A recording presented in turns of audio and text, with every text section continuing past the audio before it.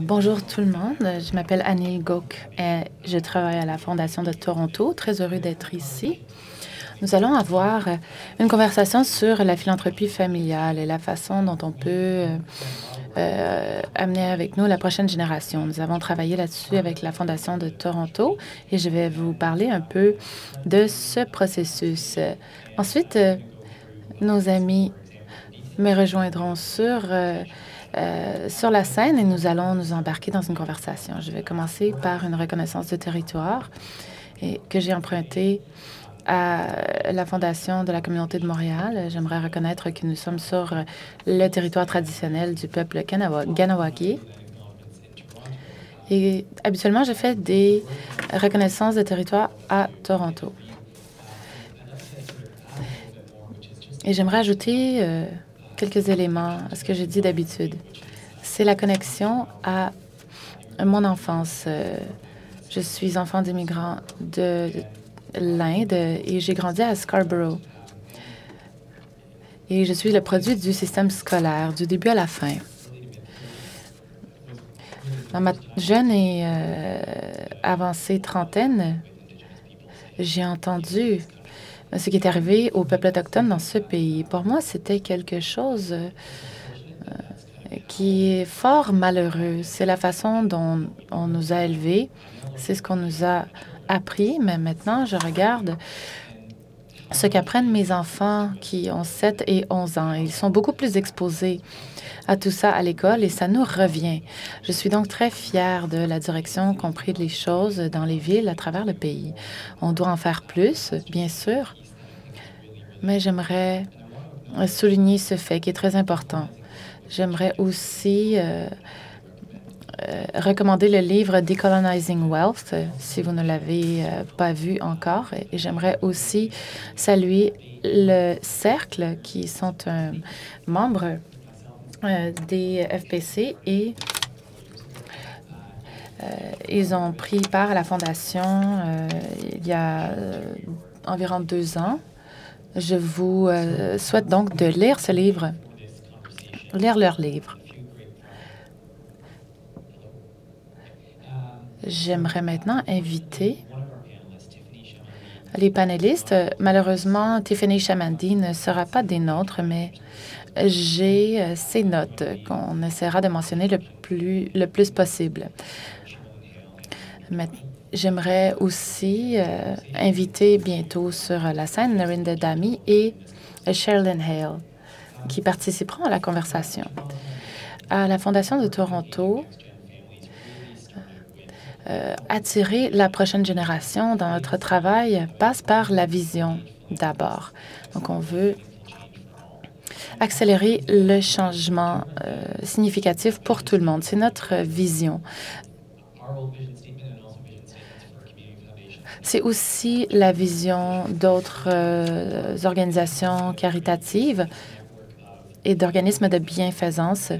C'est la façon dont on veut créer ce réseau de philanthropes qui sont vraiment engagés pour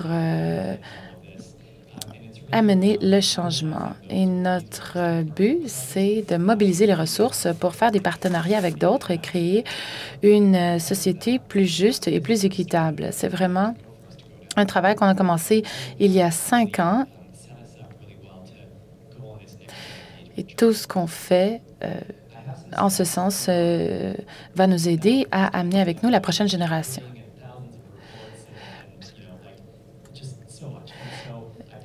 Nous avons bien sûr tellement d'études disponibles sur la prochaine génération et j'aimerais en citer un.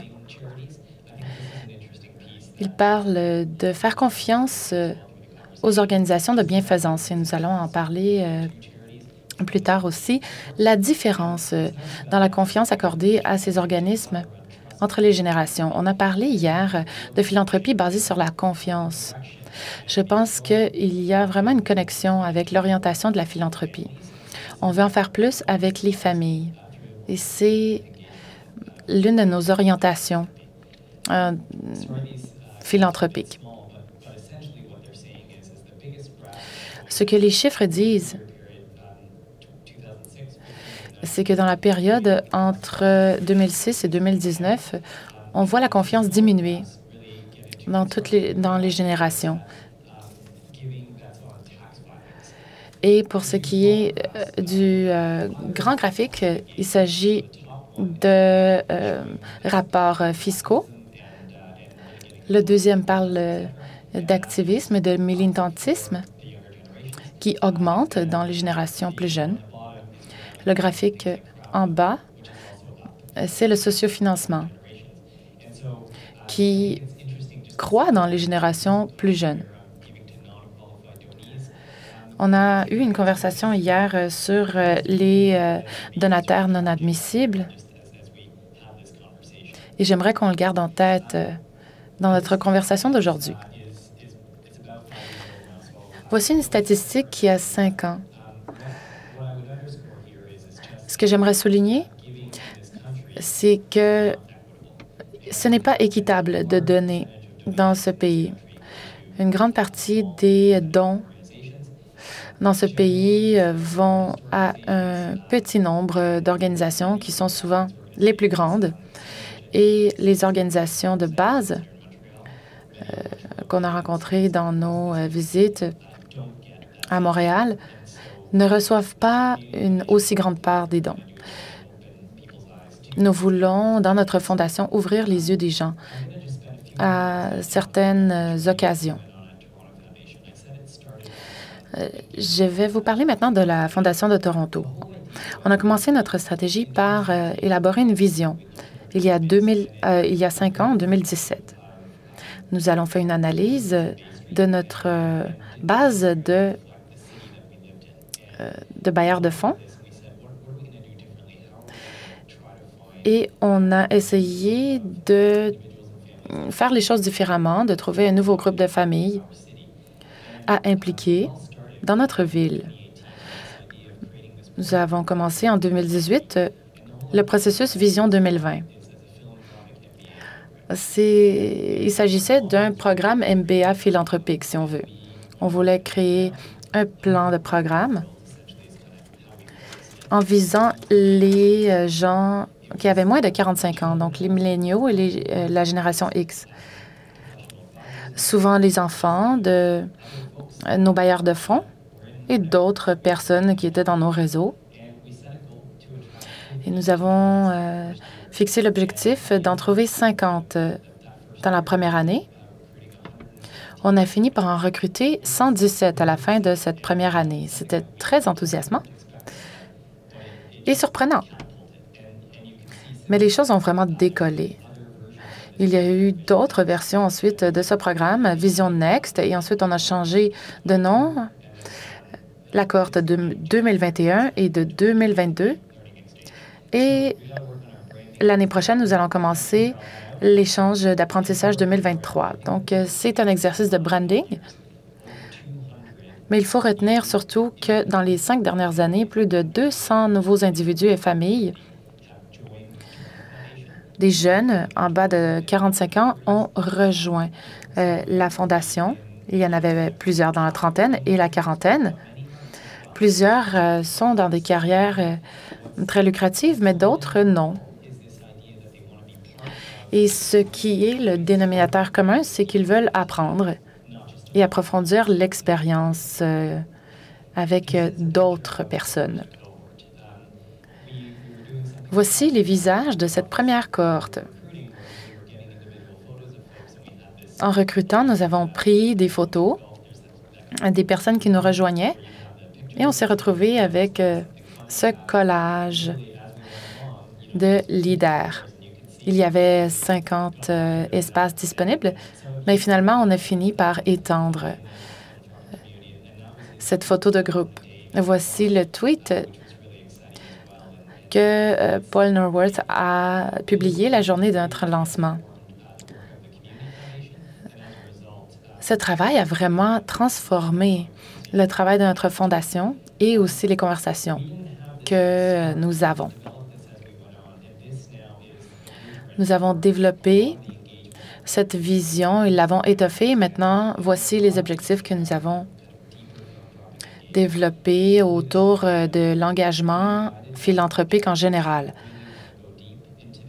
On veut donc approfondir certains aspects que les gens désirent travailler à l'avenir.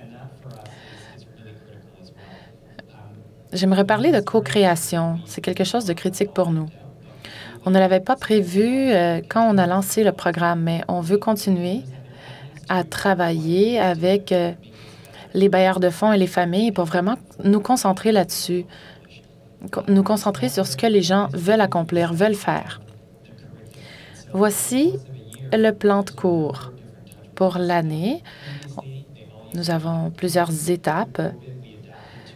Avant, nous nous voyons en personne, en ligne pendant la pandémie, et aujourd'hui, nous allons passer en mode hybride. On a quelques ateliers et Sherilyn, je crois, va parler de 2164. Autrement, je vais en parler, moi. Je pourrais en parler plus tard. Oui, d'accord. Donc, 2164 est une organisation qui nous a enseigné des choses. Elle a fait un exercice sur les valeurs avec nous. Et c'est ce qu'on fait avec les familles et les individus. On veut les aider à comprendre ce qui les motive dans leur comportement. Et on veut le faire aussi avec les familles multigénérationnelles. C'est très intéressant d'en voir les résultats. Très intéressant de voir les conversations sur les motivations entre les générations dans les familles. Qu'est-ce qui les a amenés à donner? Donc, on pense que c'est un exercice extrêmement productif qu'on fait avec les familles. On a aussi passé beaucoup de temps à examiner les principes de dons charitables. Donc, de donner à des organismes de base, de donner sur plusieurs années et autres. Et c'est vraiment là les objectifs de la Fondation de Toronto, pas nécessairement de d'autres fondations. Et on remarque que la jeune génération s'aligne de plus en plus sur ces principes. Et c'est ce qu'on veut mettre de l'avant en travaillant avec des familles à l'avenir. À la Fondation de Toronto, nous faisons une recherche qui s'appelle les signes vitaux. Il s'agit d'un rapport sur le milieu de la ville de Toronto et nous avons donc développé une liste de 10 enjeux et un guide qui s'appelle Good to Give. Donc, il est bon de donner. On peut donc ainsi explorer les organisations qui s'alignent avec les valeurs des gens qui cherchent à donner des fonds. Je vais maintenant inviter mes conférenciers sur la scène. Donc, Sherilyn Hale, tout d'abord, elle a été mon amie dans le secteur philanthropique depuis bien longtemps, depuis, dans tous les cas, que j'ai commencé dans le secteur. Je vous observe depuis longtemps, vos travaux de recherche, notamment, et aujourd'hui, vous faites de l'excellent travail avec des familles. Est-ce que vous pourriez nous parler un peu du travail que vous faites et la façon dont vous voudriez aborder les remarques d'aujourd'hui? Oui. Avant de le faire, les lumières sont vraiment intenses ici, en effet. J'aimerais connaître un peu notre salle. Est-ce qu'on peut lever la main? Ceux qui se définissent comme une génération X.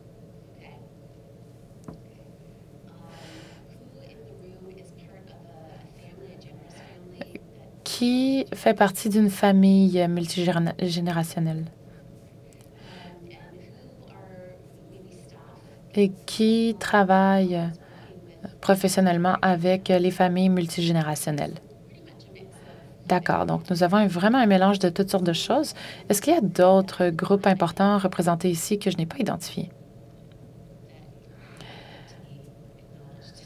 qu'on pourrait reconnaître, peut-être? D'accord. Donc, je m'appelle Sherilyn Hale. Je travaille au conseil philanthropique Watermark et je travaille avec des personnes généreuses tous les jours. J'aime beaucoup ça. Souvent, ce sont des familles, parfois des fondations privées, mais pas toujours. On sait que c'est le véhicule caritatif en plus grande croissance au Canada. C'est ce que j'ai appris à travers mon travail. Et la philanthropie, c'est quelque chose de vraiment puissant dans les familles. J'explore avec les familles l'impact qu'elles désirent avoir sur la collectivité et aussi les avenues qu'on veut emprunter en tant que famille. Et de lier tout ça ensemble, c'est vraiment une question intéressante. Souvent, les familles ont des objectifs très spécifiques, même s'ils ne les ont pas encore formulés précisément. Et c'est cette exploration que j'ai fait avec eux. Parfois, ces objectifs sont vraiment un point de départ important. Et 2064, c'est une fondation qui a été commencée par la famille Bronfman, un investissement énorme. Et on en est à impliquer la prochaine génération. Je suis conseillère pour 2164. Ils ont déjà plein de ressources. Ces ressources s'inscrivent dans les conversations que j'ai avec les familles. Il existe une panoplie de critiques contre la philanthropie multigénérationnelle. Ce que j'entends le plus souvent, c'est qu'il manque un point d'accès significatif. Donc, il peut être difficile d'avoir de la puissance et de la voix dans des familles de bailleurs de fonds. Donc, c'est difficile d'entrer dans ce portrait pour les nouveaux. Les bailleurs de fonds plus jeunes sont aussi très à l'aise avec la technologie et leur façon de fonctionner est différente de l'ancienne génération. Souvent, ils ont été exposés à la philanthropie très tôt dans leur vie, non seulement par leurs parents, mais aussi à l'école. Et ils sont plutôt axés sur les enjeux que les institutions. Leur façon de faire le bien varie beaucoup également, et c'est là que les dynamiques peuvent entrer en jeu dans les familles. C'est aussi un enjeu plus large pour le secteur caritatif. Il semble que les dons et le nombre de donateurs continuent de diminuer. Toutefois, les gens diversifient leur façon de faire le bien. On ne passe pas nécessairement seulement par des organismes caritatifs enregistrés. Revenons aux bénéfices de donner ensemble en tant que famille. Et ce que je veux dire par là, c'est vraiment dans le sens large, parce qu'il y a toutes sortes de modèles. Un des modèles les plus répandus, c'est une famille qui se réunit et qui décide ses priorités et leur façon de prendre des décisions. Mais ce modèle requiert un capital social important. Ce n'est qu'un modèle parmi tant d'autres. Et quand je parle de donner en tant que famille, j'aimerais qu'on parle de contexte plus large. Donc, ce qui est le plus important, c'est la valeur de la générosité. C'est une valeur qui sera alors partagée par la famille et qui sera véhiculée par un mécanisme ou un autre. les parents veulent que leurs enfants soient des bonnes personnes. Ils ne veulent pas que tous les avantages de la richesse les influencent négativement, surtout la richesse extrême.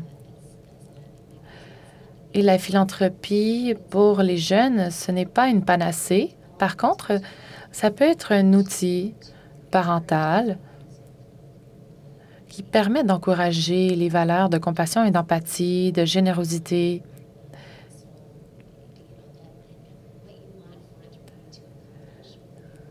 L'objectif de la philanthropie dans les familles peut être le développement de leadership. C'est important de structurer les dons pour atteindre certains objectifs. J'ai aussi porté d'autres chapeaux dans ma vie, en plus de celui de la recherche. Je suis académicienne, mais aussi praticienne. J'ai fait mes recherches doctorales sur la gouvernance et la philanthropie au Canada.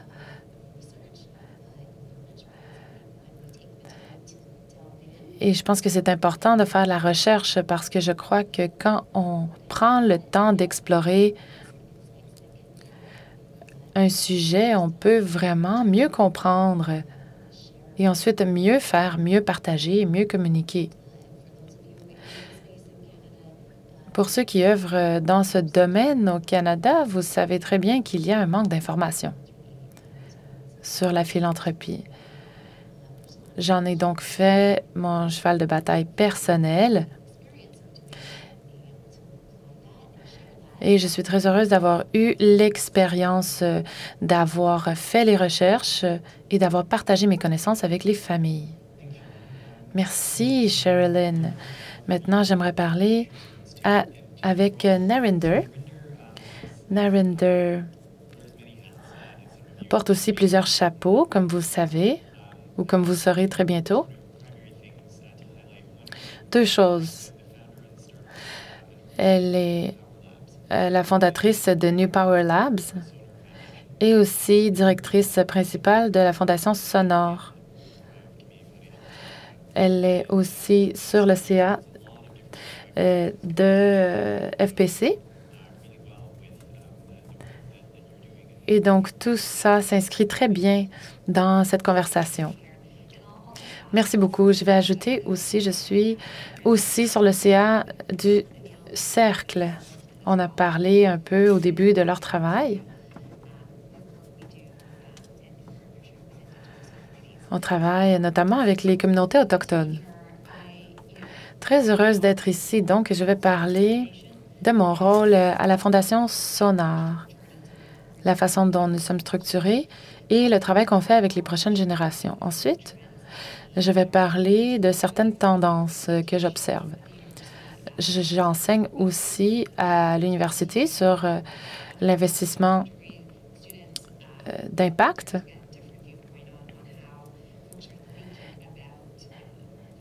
Et je vais partager quelques idées sur la façon dont on peut joindre l'idéologie et le capital. Mes parents, dans les années, ils ont 70 ans. Je travaille.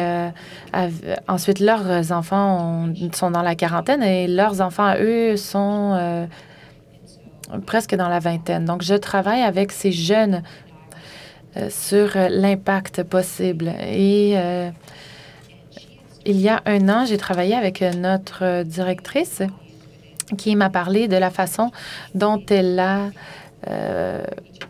implanté les valeurs dans sa famille. Ils ont commencé à pratiquer le cercle qui donne.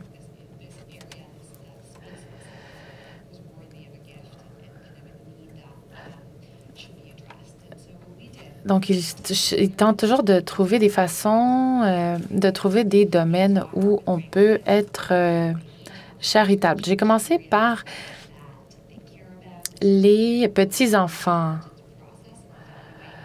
Donc, les inviter à faire une recherche sur ce qui les intéresse, qu'est-ce qui se trouve dans le paysage de ce domaine-là. Et les petits-enfants, aussi, on les invite à découvrir ce qui les passionne et leur montrer qu'il y a toutes sortes de façons de résoudre un problème. Ensuite, on les a invités à choisir un enjeu auquel ils allaient donner. Et on l'a intégré dans les célébrations des fêtes. C'était vraiment une tradition qui les aide à comprendre ce qui se passe dans la société, dans l'espace du caritatif.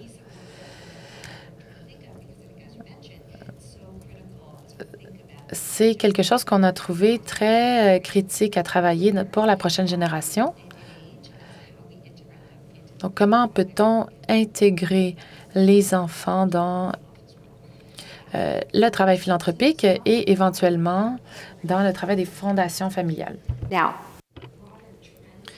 Pour ce qui est des tendances plus larges, d'abord, c'est l'investissement d'impact et je crois que vous en avez parlé brièvement.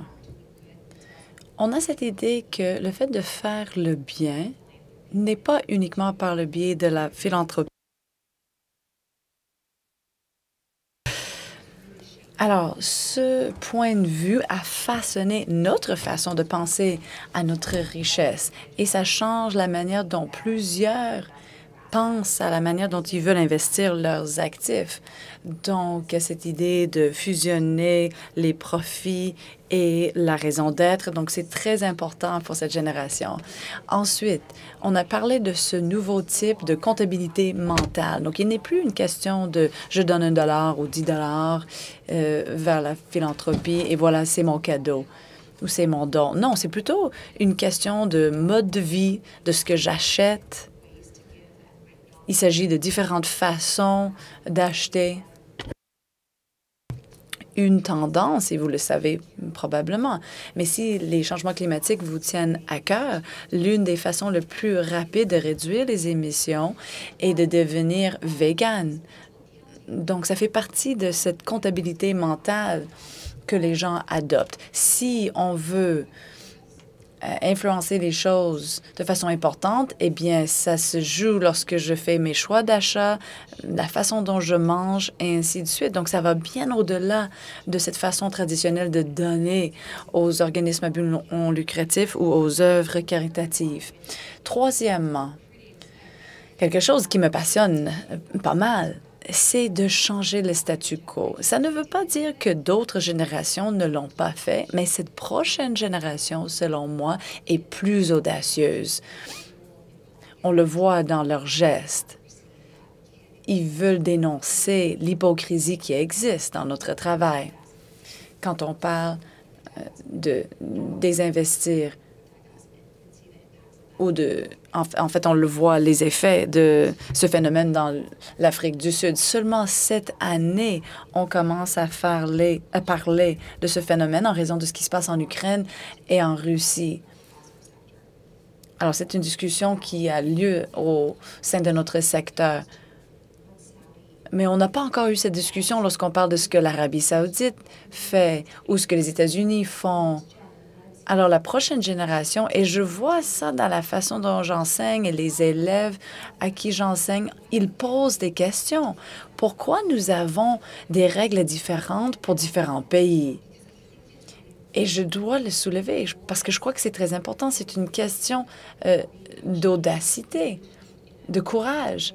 Est-ce qu'on vit de façon équitable? Est-ce qu'on traite tout le monde comme les égaux? Et ça me passionne parce que plus on a ces discussions, plus on débat de ces valeurs de la vie quotidienne, plus on pourra construire ce monde qu'on veut, c'est-à-dire plus prospère pour tout le monde.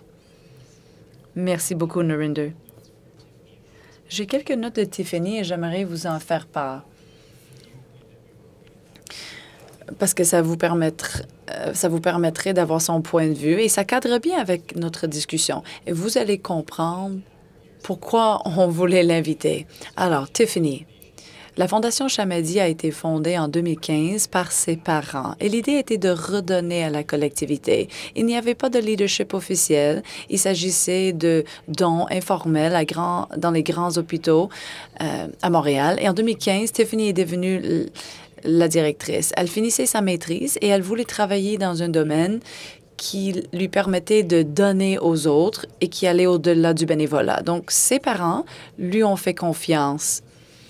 Depuis 2018, on met sur pied une équipe et on fait des dons à des organismes petits et aux organismes qui sont grands. Pour mon travail, ce qui était important, la Fondation Chamadi est une fondation privée indépendante, mais il travaille aussi avec la Fondation Grand Montréal.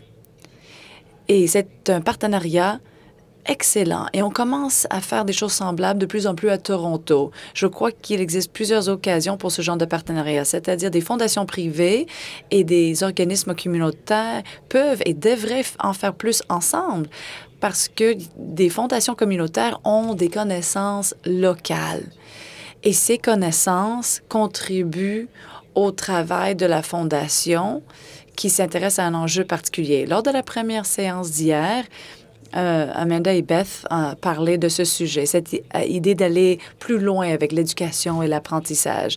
Et bien sûr, je porte le chapeau d'un organisme communautaire. Mais ce que je dirais, une bonne partie de nos fondations au pays sont engagées dans ce travail. Ils mettent l'accent sur l'apprentissage et l'éducation et ça peut aider les philanthropes. Donc, de plus en plus, on veut travailler étroitement avec les fondations parce que de cette façon, on peut amplifier notre travail et on peut contribuer à une plus grande croissance ascendante. Alors voilà, c'était tout ce que je voulais dire du point de vue de Tiffany pour le moment. Est-ce qu'il y a quelque chose que l'une d'entre vous avait dit qui vous a intéressé et vous voulez en élaborer un peu plus? Eh bien, moi, oui. Vous avez dit que le processus d'engager les jeunes et de les exposer à la philanthropie, eh bien, ça fait partie de l'intendance du patrimoine. Et on prend un rôle de leadership à ce moment-là dans les affaires familiales. Donc, la philanthropie peut jouer un rôle dans cet apprentissage. Du point de vue de la gouvernance, puisque c'est mon sujet préféré, est-ce que l'autre mordue de la gouvernance est ici dans la salle? Elle n'était pas du tout gênée, alors si elle était ici, eh bien, elle serait contente de lever la main. Alors, je pense que la gouvernance est primordiale à tout dans la vie, mais dans le contexte des familles et dans le fait de donner, c'est important. Si on a ces structures, ces processus et ces relations, et si on les réussit bien, et alors c'est quelque chose d'agréable. De plus en plus, je vois la gouvernance en philanthropie qui est beaucoup plus interreliée avec les autres sphères de la vie. Et c'est surtout le cas pour les familles très complexes ou les familles qui exploitent des entreprises. Le défi que je constate chez les familles est de trouver comment les gens dans la nouvelle génération vont s'engager et de quelle façon. Comment peut-on prendre ces décisions dans le contexte d'une fondation familiale? Et j'imagine que c'est quelque chose que vous avez déjà vu. Si vous êtes une petite famille nucléaire, ça peut être très évident de savoir qui fait quoi. Mais une famille peut devenir plus diversifiée et complexe. Et à ce moment-là, ces décisions sont plus difficiles. Alors, et en fait, il y a peut-être plus d'intérêt que de place autour de la table aussi. Alors, comment naviguer tout ça? Parce qu'on veut permettre à ceux et celles qui sont intéressés à contribuer à la philanthropie d'une façon significative. Ça peut être de siéger au CA ou un autre rôle. Donc, quelles sont les structures de gouvernance?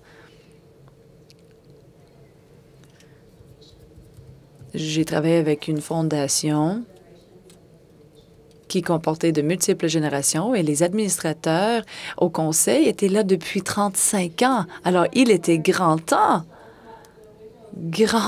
de changer les membres de l'équipe, mais ils avaient raté une occasion importante il y a quelques années avant. Ils ont raté l'occasion de planter l'idée et de permettre à la prochaine génération d'y jouer un rôle. Ce n'est pas toujours l'âge qui importe, mais on veut avoir des points d'accès importants. Il y a cette idée de participer à la philanthropie familiale et on n'est pas obligé de le faire pendant toute sa vie.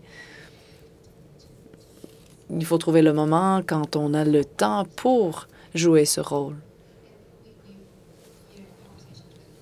J'ai eu des discussions avec d'autres bureaux familiaux et d'autres fondations familiales et ces accès à la participation peuvent être bien différents. Ça peut être dans le bureau familial en premier et ensuite on mérite la possibilité d'aller du côté de la philanthropie. Donc, ça prend plusieurs formes. Il y a plusieurs choix pour le structurer, mais on veut que les enfants soient bien préparés au succès et ces enfants peuvent apporter une certaine valeur et il faut cultiver cette valeur. Il faut structurer le tout d'une manière qui est utile pour l'une opportunité ou l'autre. Vous le savez tous et toutes, chaque famille est différente.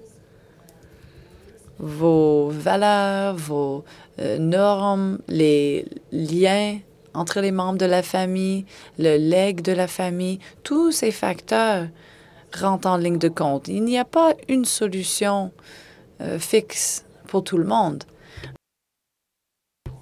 Non, il faut vraiment que ça provienne de la famille même. Il faut que ce soit une solution qui leur convient. Et le tout en fonction de leurs besoins. Il y a cette question intéressante concernant la richesse ou les fonds de dotation. Il y a de la diversité dans ce secteur-là aussi. Mais je crois qu'il faut avoir la discussion, peu importe si on est d'accord ou pas, avant d'avoir cette discussion. Et c'est là où ça me passionne concernant la prochaine génération. Si on pense à Becky, qui est dans la quarantaine, ou ses enfants, peu importe le groupe d'âge qu'on appelle la prochaine génération, cette idée de fonds de dotation doit être vue d'une façon saine, même si, en fait, si on est d'accord ou pas d'accord, il y a de la valeur. On pourrait parler de la raison pour laquelle les fonds de dotation sont bons et on veut surtout que l'impact est significatif. J'aimerais partager quelque chose. J'ai dit que nous avons accueilli plus de 200 nouveaux donateurs jeunes depuis 5 ans. Ça m'a surpris, mais 25 à 30 de ces donateurs ont mis sur pied des fonds de dotation. Et pourtant, on n'a pas une règle chez nous à cet effet. Nous avons toute une gamme de possibilités. Et je leur ai demandé, parce que je voulais bien comprendre leur motivation, j'ai présumé qu'un certain groupe d'âge ne voudrait pas un fonds de dotation à la façon traditionnelle. On constate des tendances dans cette catégorie aussi. Par exemple, nous faisons du travail sur l'investissement socialement responsable et on essaie de changer la manière dont nos fonds de dotation sont investis. Pour certains de ces jeunes, ils voulaient faire partie de cette nouvelle façon. Bonjour. Ils voulaient leur argent les dollars de subvention étaient importants pour eux parce qu'ils voulaient les donner à l'organisme caritatif, mais ils voulaient aussi une certaine intendance sur cet argent. Ils voulaient que l'investissement soit bien aligné à leurs valeurs. Et en tant qu'organisme, on veut emprunter cette orientation. Et on a entendu quelques discussions sur le même sujet au cours des derniers jours.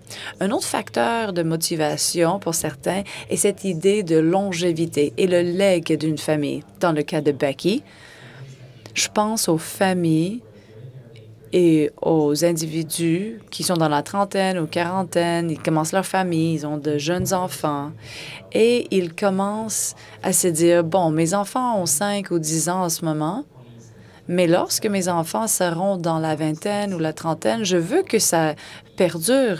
J'aimerais que le fonds représente un outil pour ma famille. Et c'est intéressant parce que j'ai des discussions avec la génération des gens dans la soixantaine au plus, et ils discutent avec leurs enfants dans la vingtaine, trentaine, quarantaine, et ensuite des discussions avec leurs petits-enfants, mais j'en parle aussi avec la génération numéro 1, c'est-à-dire quelqu'un dans la trentaine ou la quarantaine.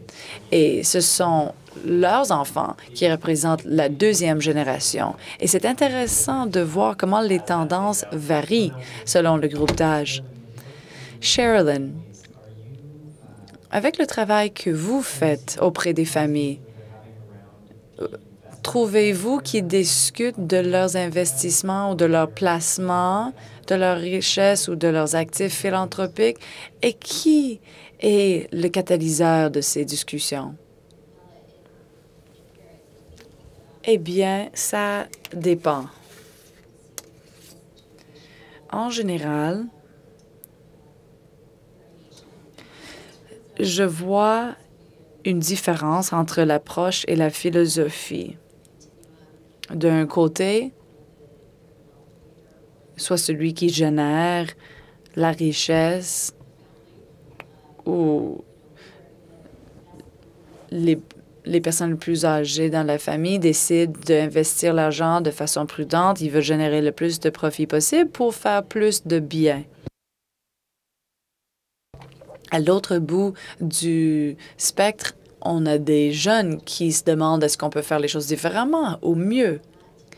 Quand on fait ce genre de comparaison, il est difficile de faire un lien entre les deux parfois. Donc, ce que j'ai constaté, c'est que parfois, il y a un compromis.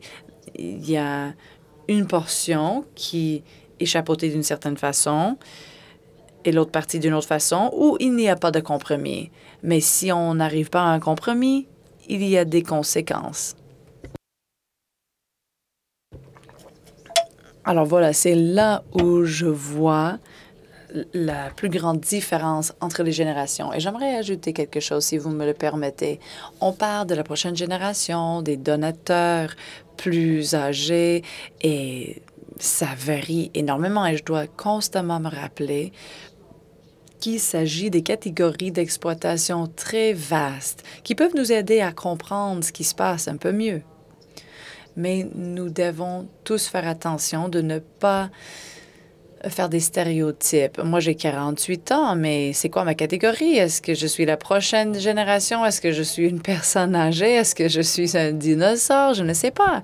Donc, certaines tendances nous apprennent des choses. Mais j'ai déjà travaillé avec des familles qui étaient très alignées, vraiment en harmonie avec les 3 générations. Il n'y avait pas d'obstacle.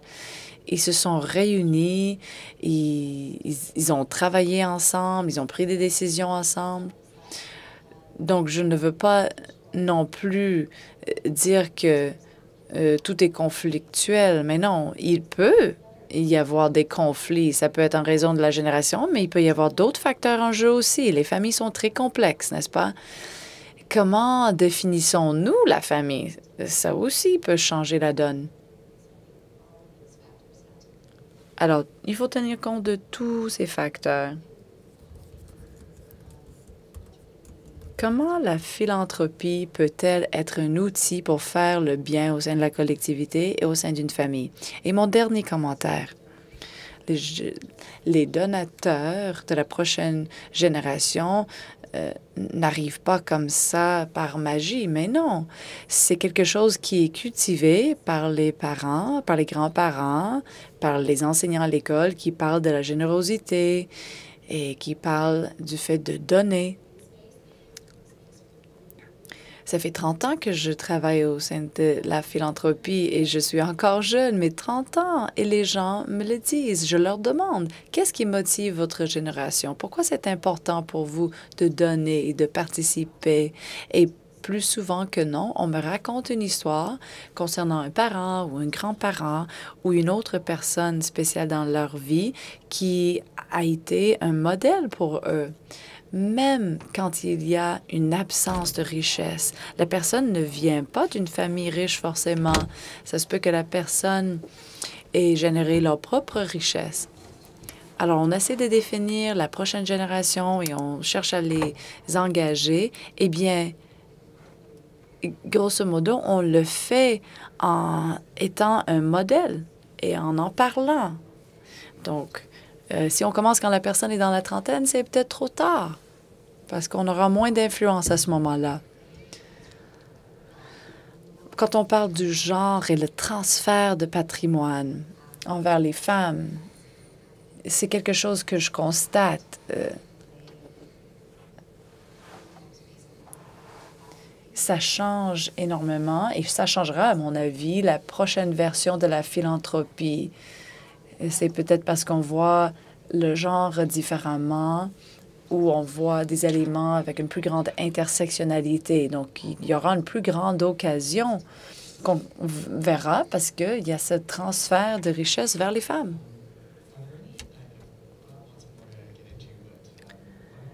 Bon, j'avais d'autres points à aborder, mais j'aimerais sonder l'auditoire. Avez-vous des questions ou des commentaires? Est-ce que vous voulez ajouter quelque chose? Ah, voilà, il y a quelqu'un. Je ne sais pas comment vous faites pour voir dans la salle. Bonjour. Seth Akamakis, Kaleidoscope, un intermédiaire au Nouveau-Brunswick.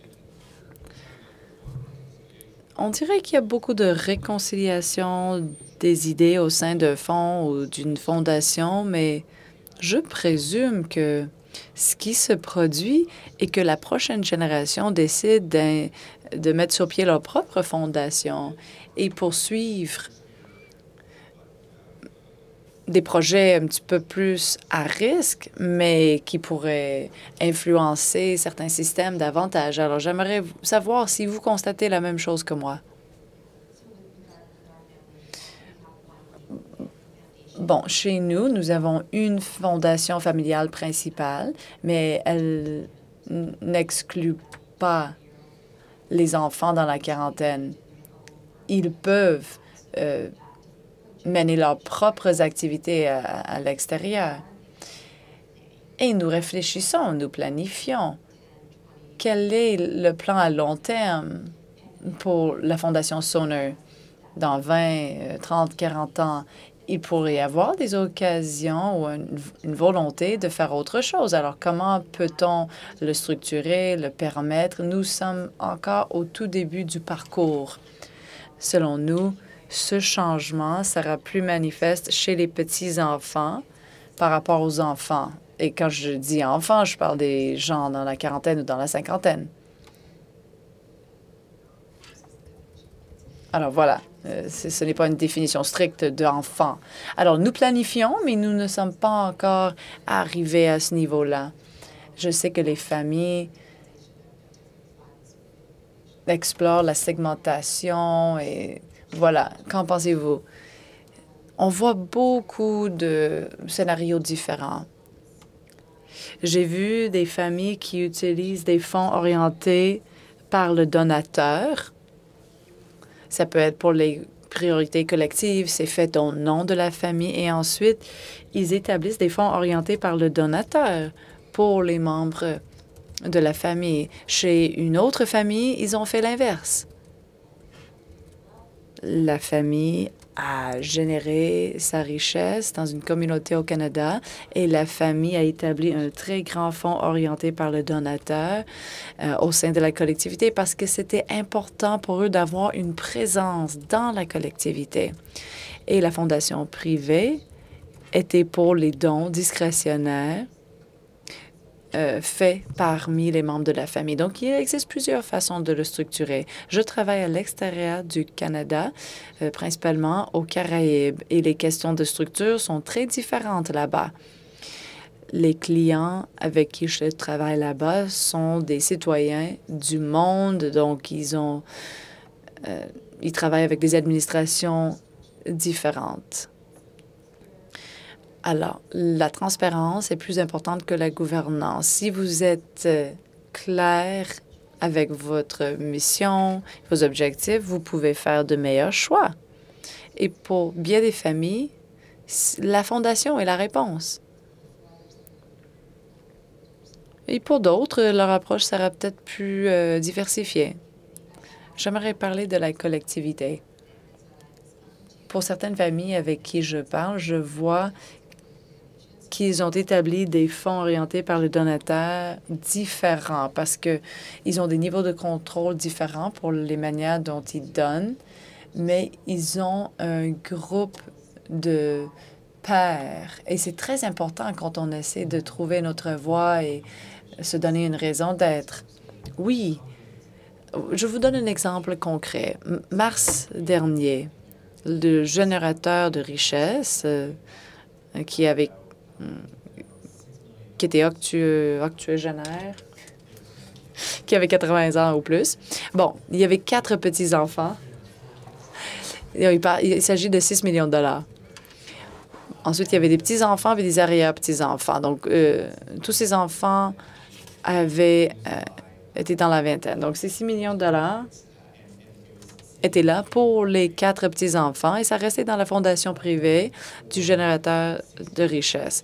Les 4 enfants dans la soixantaine ont pris ces 6 millions de dollars, ils l'ont amené à la fondation communautaire et ils ont établi 4 fonds orientés par le donateur de ce montant divisé par 4. Alors, c'est une façon pour eux d'apprendre à utiliser les outils, de faire partie d'un réseau. Et c'est une structure qui se déploie actuellement en temps réel. Et on a le sens inverse aussi, surtout à la fin de l'année. Si quelqu'un veut faire quelque chose, mais on ne peut pas mettre sur pied la fondation privée à temps, on établit un fonds orienté par le donateur parce qu'on peut l'utiliser pour des raisons fiscales. Et ensuite, on s'achète un peu de temps et on se donne un peu plus de marge de manœuvre et on a l'occasion d'apprendre et de faire partie de quelque chose. Et plus tard, si on décide d'établir une fondation privée, on peut transférer certains de ses actifs s'ils le souhaitent. Ce que nous avons constaté fois après fois, beaucoup de gens nous disent que lorsqu'ils ont une fondation privée, parfois ils cherchent ce sentiment d'appartenance à une collectivité. Et c'est là où TPW ou les FPC rentrent en jeu. Je vous encourage d'explorer ces choix. Et le modèle communautaire est bien aussi, parce qu'on trouve d'autres personnes avec qui on peut donner. Vous partagez peut-être des valeurs ou une raison d'être. Et ensemble, vous trouvez une façon d'amplifier les efforts de l'autre. Donc, certains de ces réseaux sont très utiles. Des commentaires? Bon, j'ai parlé à une famille récemment, une famille d'affaires, et elle voulait savoir quoi faire en tant que famille. Et un défi pour eux, c'était le fait qu'ils passent déjà beaucoup de temps ensemble au sein de l'entreprise. Donc, ils se demandaient, est-ce qu'on veut vraiment établir une fondation puis passer encore plus de temps ensemble? On s'aime beaucoup, mais là, il y a des limites. Donc, il n'y a pas de solution unique pour tous. Il faut que ça soit adapté à la famille et il faut demander à la famille ce qu'elle veut. Oui, allez-y. Bonjour, Annelle. Je m'appelle Michael de Berlin, en Allemagne.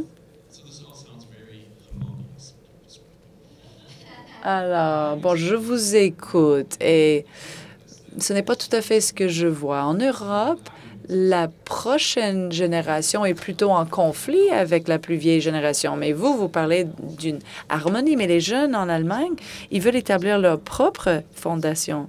Il y a même un membre bien connu qui a pris la parole devant les médias et a dit que les fondations sont les pires. On ne devrait pas se tourner vers les fondations. Il faut dépenser l'argent maintenant. Et cette personne provenait d'une famille très célèbre et très riche.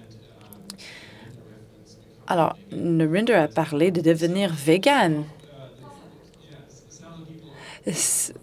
Certaines des personnes avec qui j'ai travaillé ont financé Rebellion Function. Pensons à ça. Ça doit être stressant pour une famille de gérer ce genre de différence fondamentale parce qu'on n'est pas d'accord sur ce qui va changer le monde. Bon, la fondation Robin Hood aux États-Unis, ils font du travail très intéressant. Ils font une collecte d'argent grâce à un gala énorme et ils ramassent des centaines de millions de dollars et ils renvoient cet argent dans les collectivités chaque année. Et on avait un CPO qui est venu au Canada pour nous parler de sa situation. Et elle a dit, pourquoi garder votre argent pour une journée où ça va mal alors que ça va déjà très mal en ce moment? Alors pourquoi garder le capital au sein d'un fonds de dotation alors qu'on en a tant besoin maintenant? Et c'est quelque chose que j'ai déjà entendu et je l'ai entendu de la prochaine génération parce qu'ils pensent à l'impact qu'ils peuvent avoir. Donc, ils pensent au-delà de cette attitude de rareté. La richesse va se renouveler constamment et se générer constamment. Donc, il y a cette approche à long terme qui n'est peut-être pas toujours pertinente. C'est un bon point. Je suis dans une bonne situation parce que dans ma famille, tout le monde s'entend bien et on s'entend sur une approche qui a du sens. Dans la prochaine génération, l'un des risques les plus importants, et vous l'avez dit, c'est la façon dont les family office fonctionnent et ce dans quoi ils investissent. Par exemple, si on parle de changement climatique et on investit dans autre chose traditionnellement, qu'est-ce qu'on fait? Il y a donc des tensions croissantes.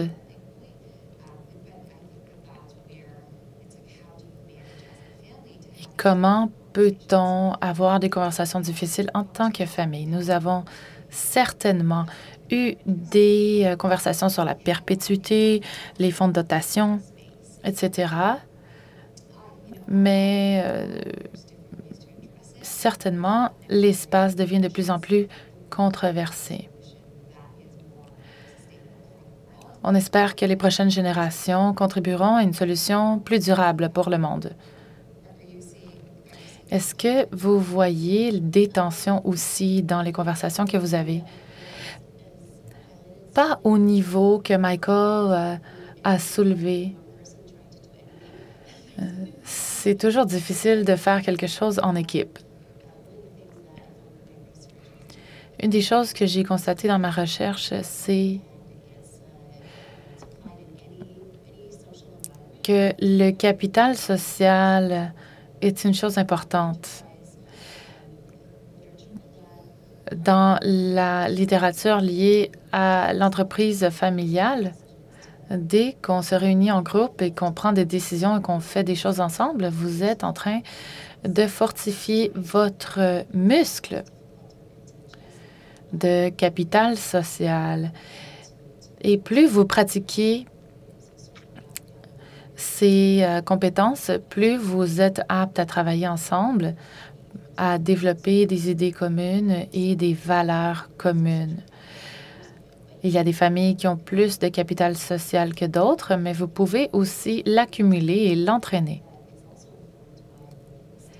Michael, je crois que ce que vous remarquez dépend du stade où se trouve la famille. Par exemple, comment l'argent est-il arrivé dans la famille par le grand-père ou le père versus, la 20e génération en Europe? Je crois que la proximité à la création de richesse a également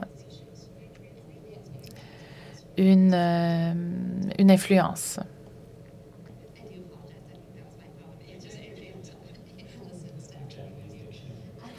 Oui, voilà.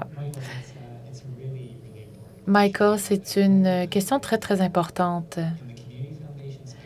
Dans l'espace des fondations communautaires, du moins à Toronto, nous n'avons pas eu l'expérience dont vous parlez.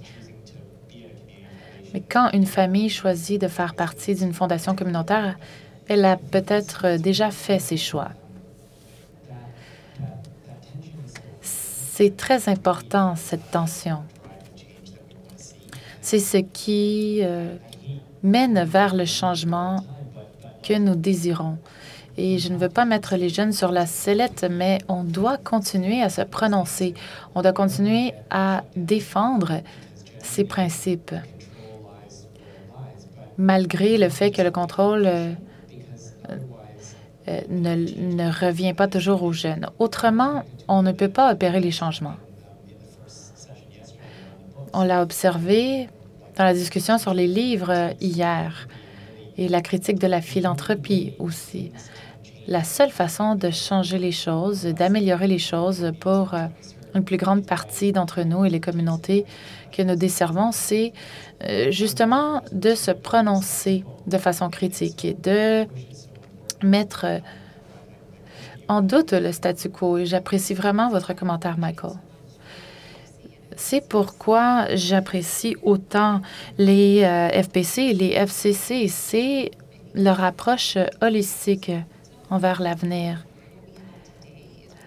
Nous avons une zone de confort aujourd'hui, mais ce n'est pas ce que nous devons toujours avoir. C'est ce qui me donne espoir aussi.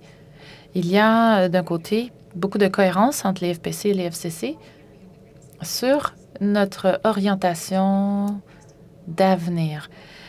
Comment voulons-nous voir les FOD? Comment voulons-nous voir les autres aspects? Comment voulons-nous intéresser la prochaine génération et les guider dans leur processus avec nous?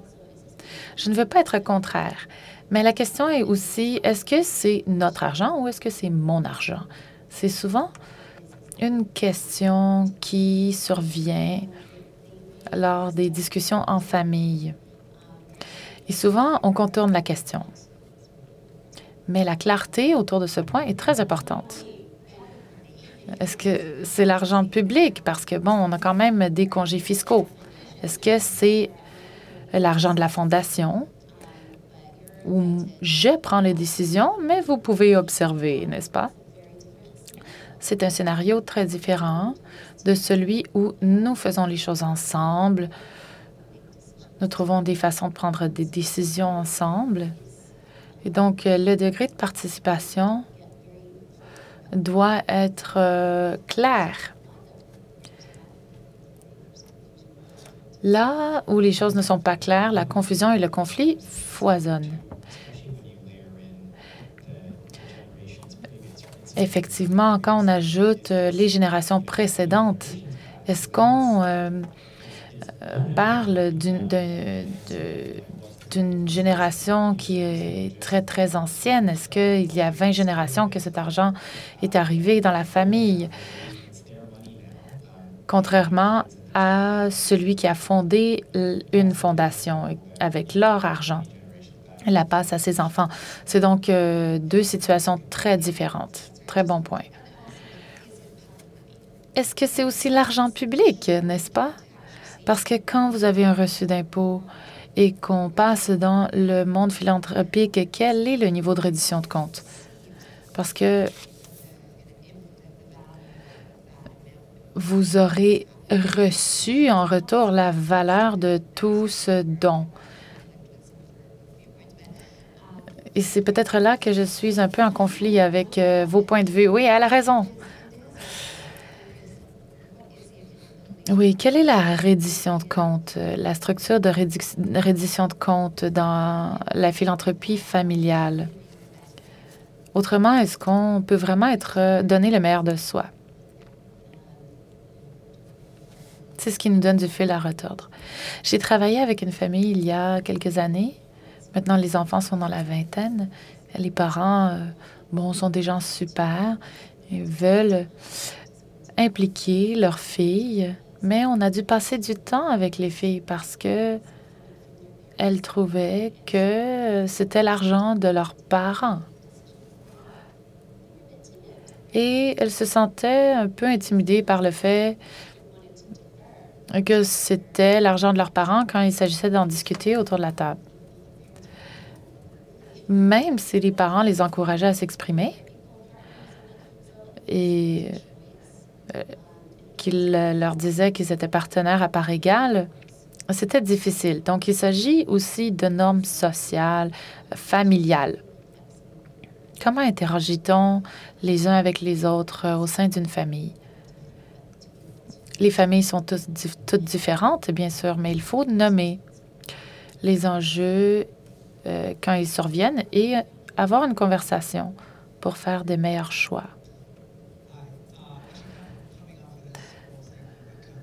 Bonjour, j'aimerais parler de cet enjeu de reddition de comptes.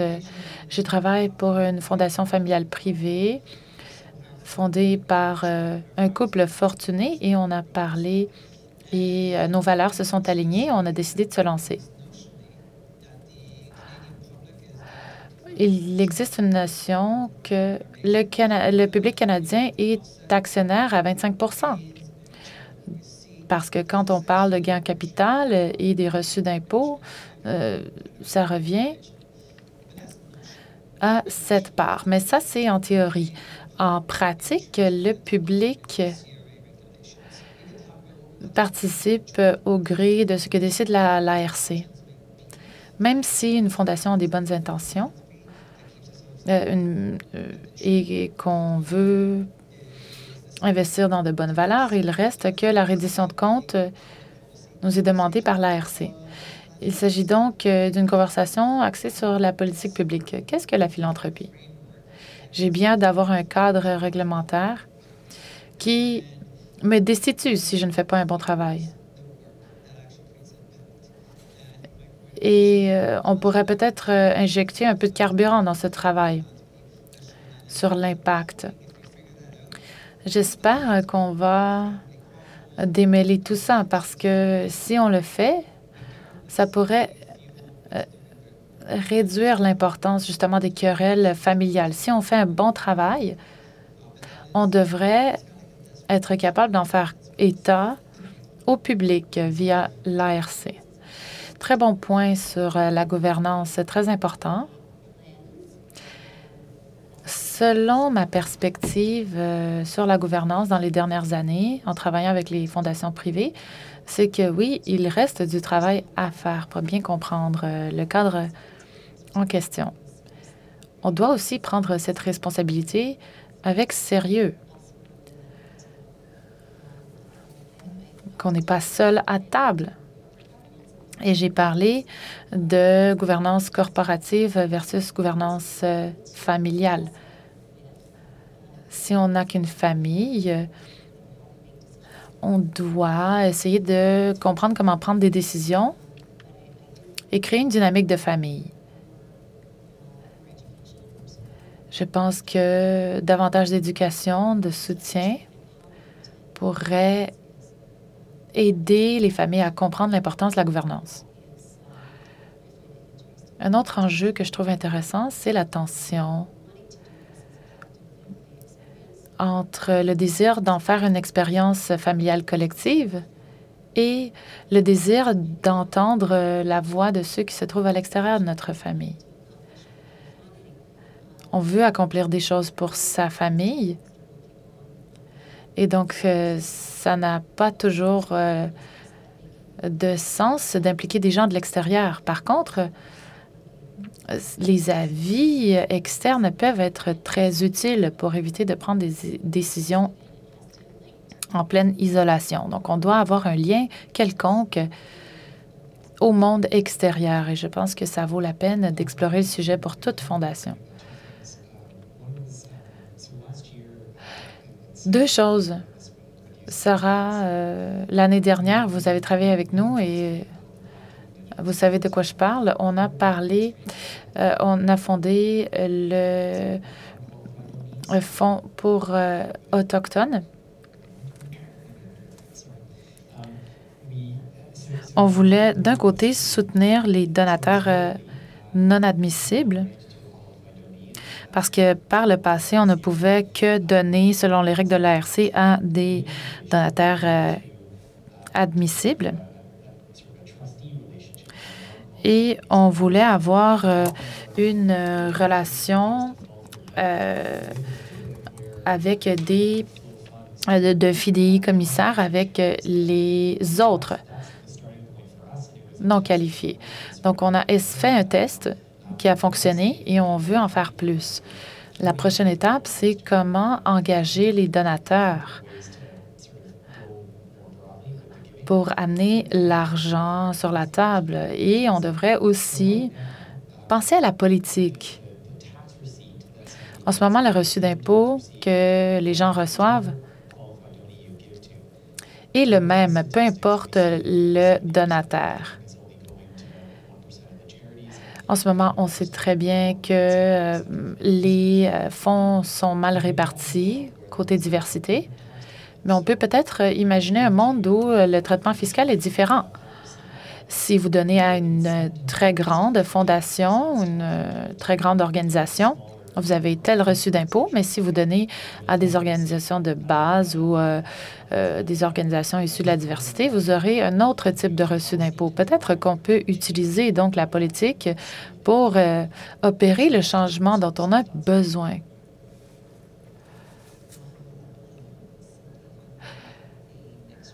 Bonjour. Je suis la prochaine génération d'une fondation familiale privée. Ce qui me frappe dans cette conversation, c'est qu'on essaie de parler de comment amener à bord la prochaine génération.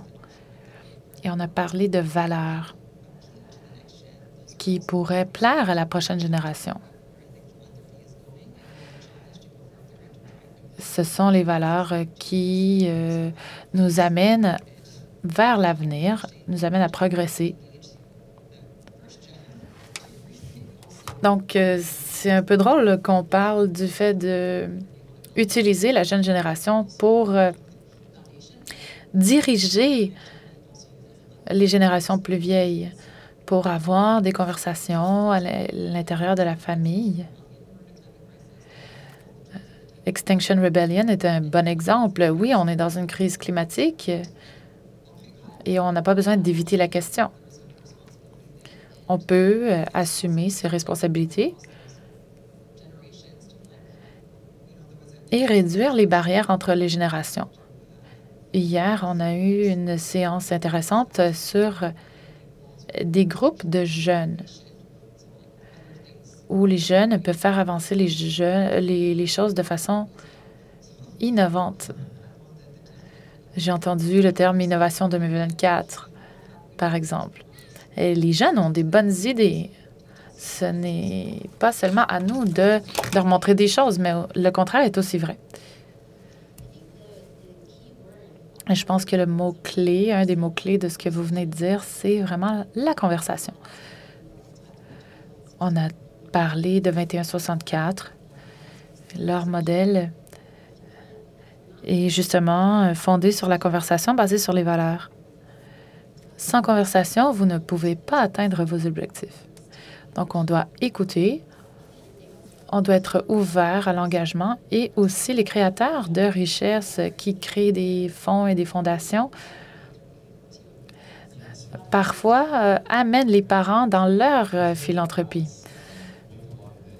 Effectivement, les individus qu'on a rejoints avec nos programmes d'apprentissage sont justement ceux qui ont amené leur famille dans leur fonds. Et ce qui se passe souvent, c'est que je reçois un courriel des parents qui me dit « Mon enfant a lancé cette chose, je suis intéressée à en apprendre plus, je pense à mon patrimoine, je pense à la succession. » Et effectivement, Je veux que ça arrive plus souvent parce que je pense que c'est un bon modèle. Mais de ma perspective, je pense qu'il y a aussi ce concept du cheval de Troie. On veut avoir une porte d'entrée et ensuite aller vers le haut ou vers le bas. Oui, effectivement. Est-ce que le changement est vertical vers le haut ou non? Est-ce qu'on parle de réconciliation? Est-ce qu'on veut reconnaître notre vraie histoire partagée avec les peuples autochtones? Et je vois plus de 50 groupes de la prochaine génération qui tentent d'informer la population qui n'a pas reçu la même éducation que nous, pour les aider à comprendre quelle est la réalité vécue par les collectivités autochtones. On a parlé aussi à un des petits-enfants qui a travaillé avec les LGBTQIA2S+,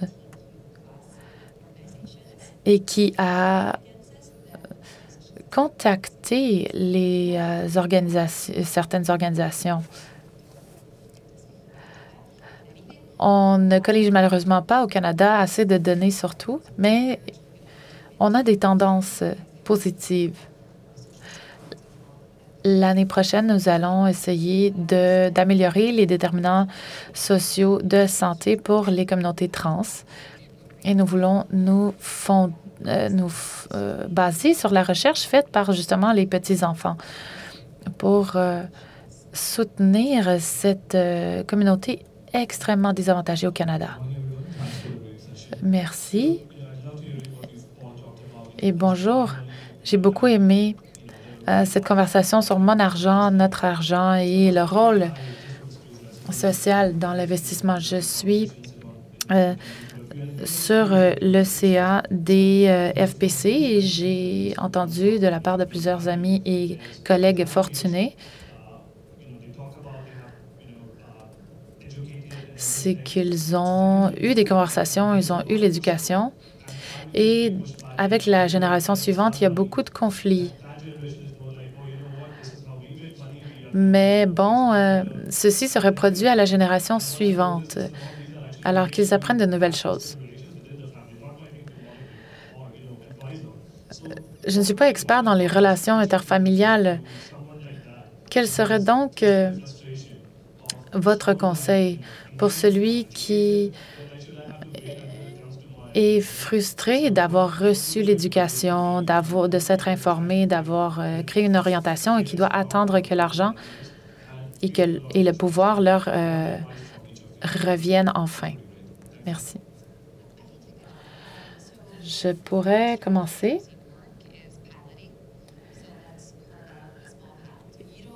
Je pense que les pilotes sont une bonne idée. Par exemple, 1 million de dollars pour l'investissement d'impact. Ça pourrait être une bonne stratégie pour changer la perception du risque.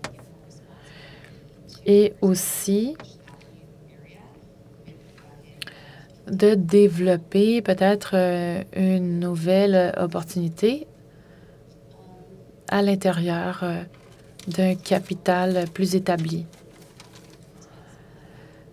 Ça ne fonctionne pas toujours en contexte familial, mais je dirais que dans la plupart des cas, la famille passe avant.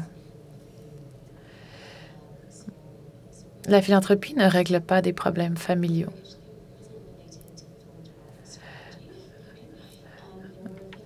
J'ai connu une famille qui avait des problèmes qui n'étaient pas liés à la philanthropie. Et parfois, des familles lancent une fondation pour essayer de guérir ces problèmes ou de réunir la famille. Ça ne fonctionne pas. Je suggère de consulter peut-être un médiateur ou un conseiller ou peut-être aller en thérapie familiale. Parce que les familles, après tout, c'est quelque chose de très spécial. Ce sont des relations qui peuvent être très belles, mais qui peuvent être aussi fracturées. La philanthropie ne peut pas régler tous les problèmes. Il s'agit d'un outil, d'une plateforme, oui. Donc, je ne sais pas si ça vous aide, si ça aiderait votre ami.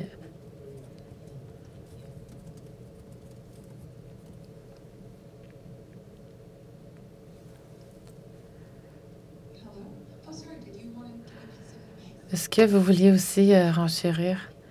Oui. Vous m'entendez? J'aime beaucoup l'exemple d'un projet pilote. C'est quelque chose qu'on fait beaucoup à la Fondation de Toronto. Et ce à quoi je reviens toujours, c'est la notion des valeurs. Dans tous les scénarios comme celui dont vous parlez, j'encourage les gens à revoir leurs valeurs d'une façon ou d'une autre. C'est important de le faire individuellement et aussi ensemble pour essayer de trouver des bases communes et peut-être des questions qu'on peut aborder en cas de divergence d'opinion. On a vu beaucoup d'exemples de familles multigénérationnelles qui ont pu vraiment plonger dans leurs valeurs et ça les aide beaucoup. Bonjour, merci. Je m'appelle Naria et je travaille pour la Fondation Jimmy Pratt à Saint John, Terre-Neuve. C'est une fondation privée et on sait très bien que c'est compliqué de construire la valeur. Mais dans tous les cas, il s'agit d'une famille progressive et à 24 ans, j'ai été engagée pour guider la jeune génération.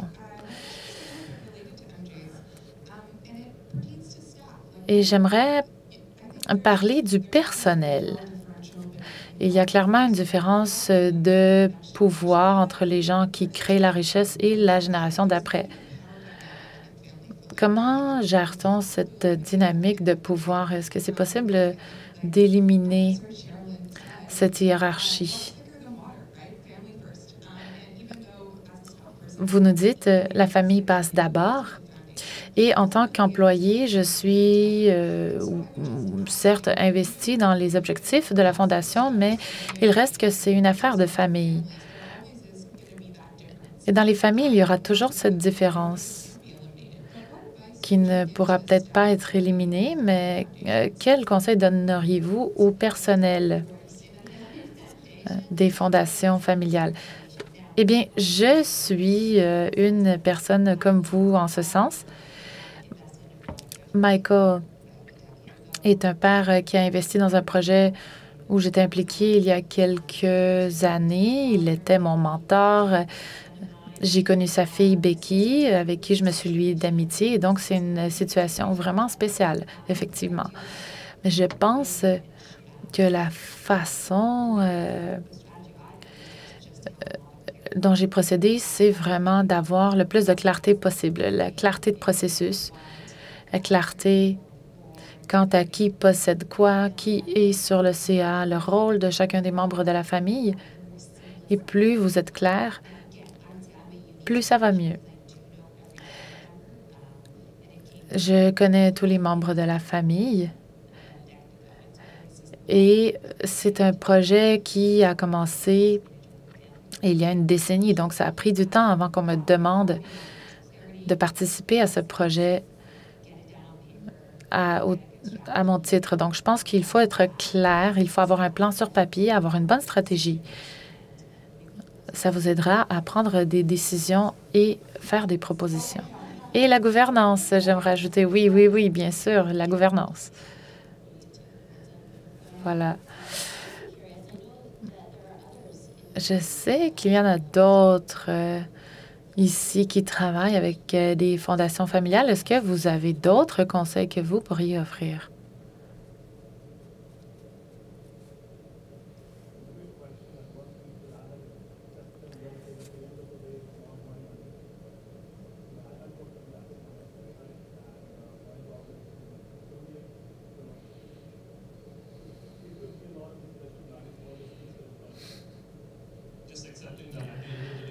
On peut accepter que finalement, je suis le gardien du capital de quelqu'un d'autre. Et la dynamique de pouvoir est immuable.